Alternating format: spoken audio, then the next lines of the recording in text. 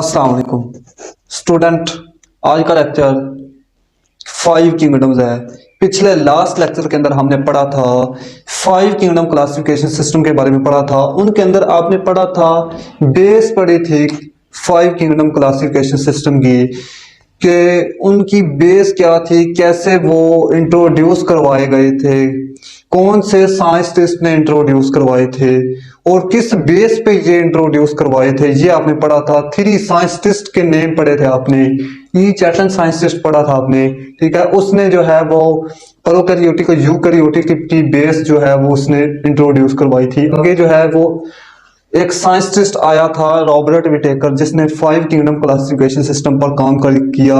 5 kingdom classification system introduce करवाई। आगे scientist आपने पढ़ा था, एक और साइंटिस्ट आया था, वो गलबन है था मार्गोलिस श्वार्ट्ज था। उसने जो है वो इस पर वर्क किया था। उसने बताया था कि जेनेटिक्स के बारे में बताया था कि लिविंग ऑर्गेनिज्म के अंदर जेनेटिक्स को भी जो है वो दखल करना चाहिए, उसको भी जो है वो डालना चाहिए। यानी 5 किंगडम क्लासिफिकेशन सिस्टम के अंदर जदीद क्लासिफिकेशन सिस्टम जो थी, जो मॉडर्न क्लासिफिकेशन सिस्टम थी, वो यही थी जेनेटिक्स।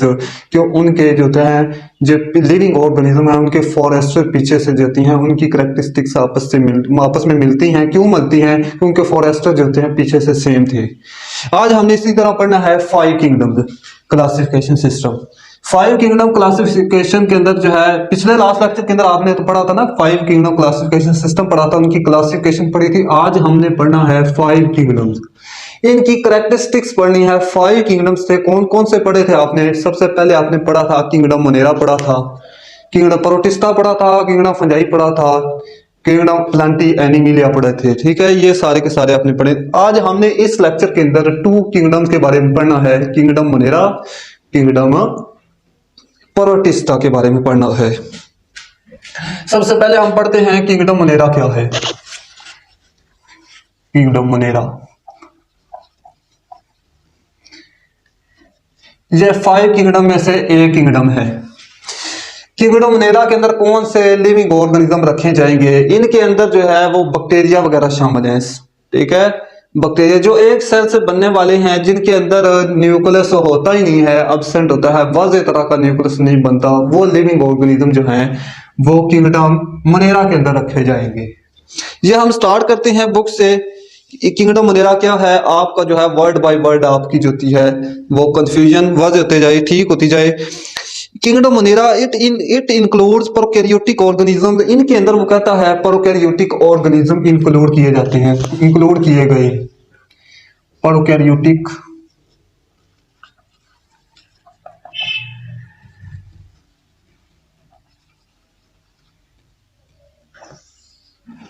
स्टूडेंट। वो कहता है इनके अंदर प्रोकैरियोटिक ऑर्गेनिज्म शामिल है, ठीक है। कौन से प्रोकैरियोटिक ऑर्गेनिज्म शामिल हैं? कि जिनके अंदर न्यूक्लियस होता ही नहीं है वो वाले, या जिनके अंदर न्यूक्लियस होता है लेकिन एक सेल से बनने वाले बनते हैं। नहीं, जो एक सेल से भी बनते हैं, एक सेल पर भी मुश्तमिल होते हैं, वन सेल पर।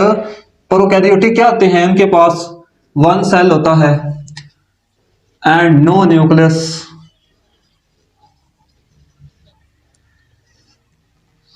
स्टूडेंट वो कहता है कि प्रोकैरियोटिक ऑर्गेनिज्म शामिल होते हैं, इनके अंदर कौन से होंगे शामिल? वन सेल वाले शामिल होंगे और नो न्यूक्लियस, जिनके अंदर वाज क्लियरली न्यूक्लियस होता है वो स्टूडेंट मौजूद नहीं होता। तो जो यूकैरियोटिक ऑर्गेनिज्म होते हैं, याद रखें, जो यूकैरियोटिक ऑर्गेनिज्म होते हैं उनके अंदर भी कुछ ऑर्गेनिज्म होते हैं वो एक सेल पर मुश्तमिल होते हैं, वो यूकैरियोटिक होते हैं। जो यूकैरियोटिक होते हैं उनके अंदर वाज न्यूक्लियस होता है, लेकिन प्रोकैरियोटिक के अंदर न्यूक्लियस नहीं होता। ये आपने याद रखना है। आगे हम चलते हैं। They are made of prokaryotic cell. ये प्रोकैरियोटिक सेल के बने होते हैं। इनको क्यों कहते हैं प्रोकैरियोटिक ऑर्गेनिज्म?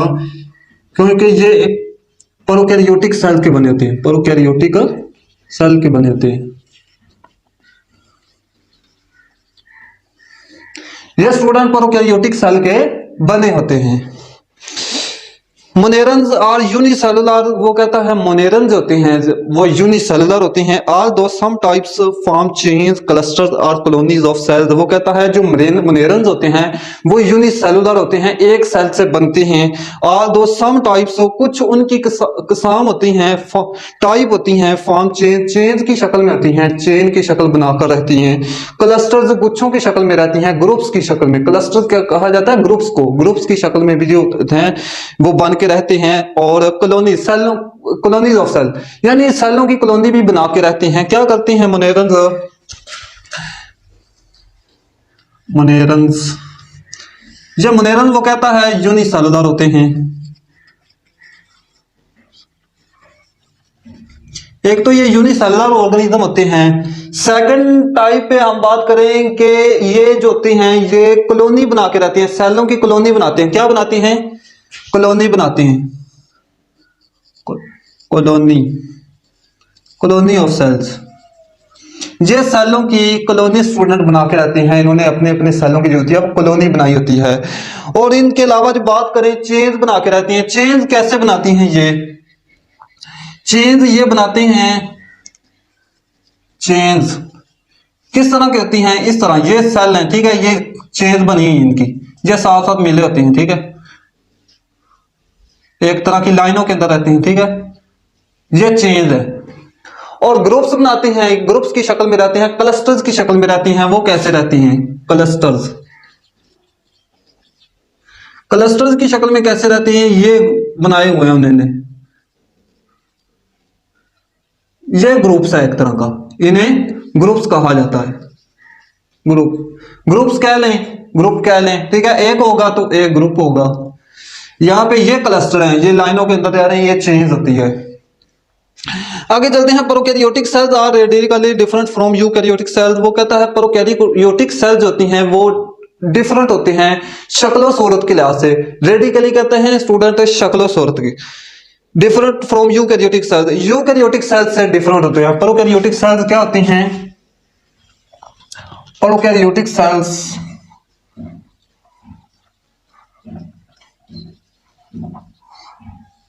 डिफरेंट होते हैं। किन से डिफरेंट होते हैं? Eukaryotic cells.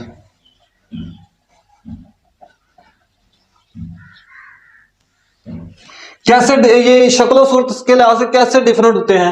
जो प्रोकैरियोटिक सेल्स होते हैं ये भी ज्यादा सेल होते हैं। प्रोकैरियोटिक सेल्स होते हैं, ये प्रोकैरियोटिक सेल के अंदर जो डिवाइड होते हैं वो एक सेल ही होते हैं, ठीक है। जो बैक्टीरिया वगैरह सारे बैक्टीरिया ये एक सेल पर जो मुश्तमिल है, जिनके अंदर वाज़ेह तरह का न्यूक्लियस नहीं है, वो प्रोकैरियोटिक सेल के अंदर प्रोकैरियोटिक सेल होते हैं।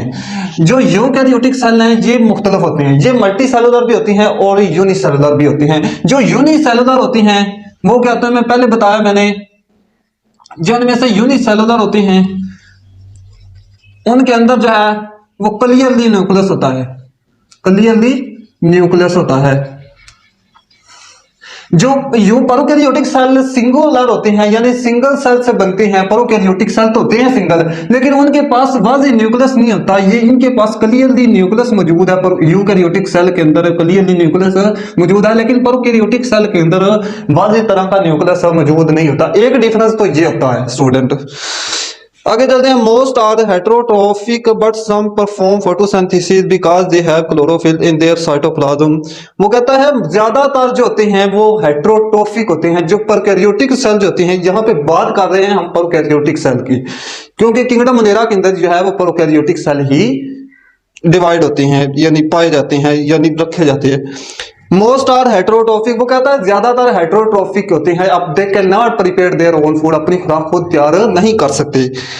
But some perform photosynthesis because they have chlorophyll in their cytoplasm. लेकिन वो कहता है कुछ ऐसे भी होते हैं जो क्लोरोफिल उनके अंदर मौजूद होती है, वो फोटोसिंथेसिस करते हैं। उनके साइटोप्लाज्म के अंदर क्या मौजूद होती है? क्लोरोफिल मौजूद होती है।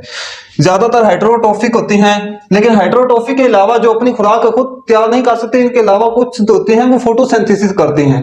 फोटोसिंथेसिस यानी उनकी खुसूसियात दो तरह की होती हैं। हमने जो है वो ये देखना है what some perform for photosynthesis because they have chlorophyll in their cytoplasm. क्यों वो फोटोसिंथेसिस क्यों करते हैं? कुछ जो होते हैं वो ऑटोट्रोफ्स होते हैं। क्या होते हैं?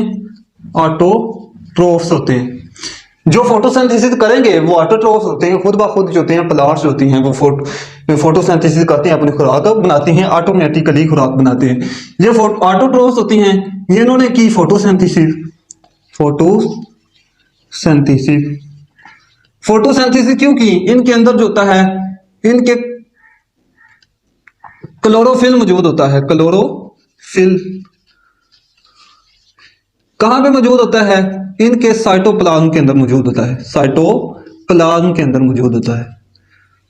स्टूडेंट वो कहता है ये ऑटोट्रोफ्स एक होते हैं, जो हाइड्रोट्रोफ्स नहीं होते, कुछ होते हैं परफॉर्म करते हैं, जो फोटोसिंथेसिस करके जो है खुराक बनाते हैं, वो फोटोसिंथेसिस करते हैं। क्यों करते हैं? उनके अंदर क्लोरोफिल मौजूद होता है। क्लोरोफिल कहां पे मौजूद होता है? उनके साइटोप्लाज्म के अंदर मौजूद होता है, इसीलिए वो फोटोसिंथेसिस करके अपनी फूड बनाते हैं, ऑटोट्रोफ्स कहलाते हैं। ज्यादातर जो होते हैं ये हाइड्रोट्रोफ्स कहता है, हाइड्रोट्रोफ्स होते हैं। आगे चलते हैं, within this kingdom there are two different kinds of organism. वो कहता है यहाँ पे दो मुख्तलिफ टाइप्स हैं, काइंड्स हैं ऑर्गेनिज्म। कौन कौन सी हैं? बैक्टीरिया हैं, साइनोबैक्टीरिया हैं।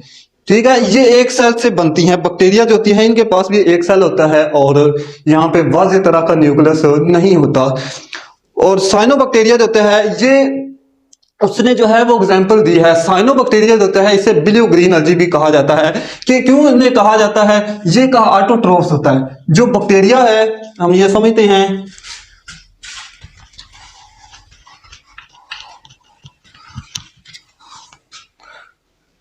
स्टूडेंट, यहां पे टू टाइप्स हैं, बैक्टीरिया है, आगे है साइनोबैक्टीरिया है। ये डिफरेंट होते हैं आपस में। क्यों डिफरेंट होते हैं? बैक्टीरिया जो होता है वो एक तरह का हेटेरोट्रोफ होता है। क्या होता है? हेटेरोट्रोफ होता है। हेटेरोट्रोफ होता है। हाइड्रोट्रोफ का आपको मतलब ये पता ही है कि अपनी खुराक जो है वो खुद तैयार नहीं कर सकते, दे can not prepare their own food. ये साइनोबैक्टीरिया जो होता है इसे जो है वो ब्लू ग्रीन अलजी भी कहा जाता है। क्या कहा जाता है? ग्रीन अलजी लिख लेते हैं यहाँ पे, ग्रीन अलजी, ब्लू ग्रीन अलजी कहा जाता है। ठीक है, ये इनके अंदर इनको जो है वो ग्रीन अलजी क्यों कहा जाता है? कि इनके अंदर जो होता है वो क्लोरोफिल मौजूद होता है, इनके साइटोप्लाज्म के अंदर वो फोटोसिंथेसिस करते हैं, अपनी खुराक खुद बनाते हैं। यानी प्लांट्स के अंदर जो होते हैं कुछ डिवाइड होते हैं ये साइनोबैक्टीरिया। यहां पे इन्हें क्या कहेंगे हम? ऑटोट्रोफ्स करेंगे, ऑटोट्रोफ्स कहेंगे, ऑटोट्रोफ्स कहेंगे। क्यों कहेंगे? ये फोटोसिंथेसिस करते हैं, फोटोसिंथेसिस करते हैं। फोटोसिंथेसिस क्यों करते हैं? इनके अंदर जो होता है वो क्लोरोफिल मौजूद होता है। क्लोरोफिल मौजूद होता है कहां पे मौजूद होता है? इनके साइटोप्लाज्म के अंदर मौजूद होता है। ये हम पढ़ते हैं, यानी ये फोटोसिंथेसिस करते हैं ये वाले लिविंग ऑर्गेनिज्म जो है साइनोबैक्टीरिया। और ये वाले हेटेरोट्रोफ अपनी खुराक खुद तैयार नहीं कर सकते, इनके अंदर साइटोप्लाज्म के अंदर जो है वो क्लोरोफिल मौजूद नहीं होता। ये लिविंग और ये एनिमल्स के अंदर डिवाइड होते हैं। ठीक है, kingdom protista, kingdom protista, kingdom protista के अंदर हमने लिविंग ऑर्गेनिज्म कुछ रखे थे जो प्लांट लाइक भी थे, एनिमल लाइक भी थे। वो आपस में उनकी खसूसियात प्रॉपर्टीज जो थी आपस में मिलती थी, वो हमने लिविंग ऑर्गेनिज्म रखे थे। वो हमने पढ़ने वो कौन कौन सी हैं? It includes eukaryotic, unicellular and simple multicellular organism. दी वो कहता है इनके अंदर यूकैरियोटिक, यूनिसेलुलर ऑर्गेनिज्म भी पाए जाते हैं और सिंपल मल्टीसेलुलर ऑर्गेनिज्म भी पाई जाती हैं। यूकैरियोटिक, यूनिसेलुलर ऑर्गेनिज्म कौन से होते हैं? जिनके अंदर वाज़ेह तरह का न्यूक्लियस हो, क्लियरली न्यूक्लियस हो। यूकैरियोटिक, यूकैरियोटिक यूनिसेलुलर कौन से होते हैं? जिनके अंदर क्लियरली न्यूक्लियस हो, क्लियरली न्यूक्लियस हो और वन सेल हो। इनके पास क्या होता है? वन सेल होता है। आपने प्रोकैरियोटिक के अंदर पढ़ा था कि उनके अंदर वन सेल होता है लेकिन क्लियरली न्यूक्लियस नहीं होता। ये फर्क होता है यूनिसेलुलर यूकैरियोट का और यूनिसेलुलर प्रोकैरियोट का। ये आपने खास डिफरेंस याद रखना। उनके पास एक सेल तो होता है लेकिन क्लियरली न्यूक्लियस नहीं मौजूद होता, कट होता है, नहीं होता। आगे हम बढ़ते हैं, simple multicellular organism. Simple multicellular मुराद है ये सिंपल मल्टीसेलुलर ऑर्गेनिज्म, इनके अंदर डिवाइड होती हैं कि उनके पास सेक्स ऑर्गन्स नहीं होते, वो अपने सेल्स आगे जो है उनकी सेलों की ग्रोथ नहीं होती, टिश्यूज नहीं बनते और ज्यादा ऑर्गन्स नहीं बढ़ते, ऑर्गन्स नहीं बनते तो ऑर्गन सिस्टम नहीं बनता, ऑर्गन सिस्टम नहीं बनता तो एक पूरा जानदार जो है लिविंग ऑर्गेनिज्म नहीं बनता। इनके पास इस तरह का जो है इन्हें इसीलिए कहा जाता है, ये सिंपल सादे होते हैं मल्टी सेलुलर ऑर्गेनिज्म। दिया three main types of protist, protist की जो है थ्री मेन टाइप्स हैं, ठीक है। वो हमने कौन कौन सी है, फर्स्ट है अल्जी है, फर्स्ट अल्जी है। अल्जी के अंदर अल्जी जो है वो भी एक लिविंग ऑर्गेनिज्म है। कैसा है living organism, algae are unicellular, colonial और सिंपल मल्टीसेलुलर। अल्जी जो होता है वो यूनिसेलुलर भी होता है, सिंपल भी होता है और सिंपल मल्टी सेलुलर भी होता है। ये अपनी कॉलोनी बनाकर भी रहते हैं, यूनिसेलुलर भी होते हैं, क्या भी यूनिसेलुलर भी होते हैं, कॉलोनियल भी होते हैं।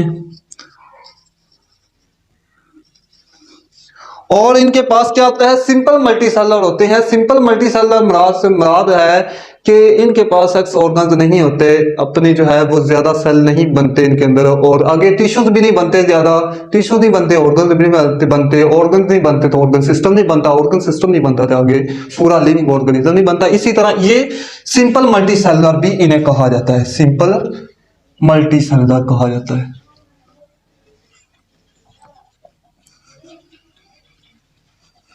सिंपल मल्टी सेलुलर कहा जाता है एलजी को।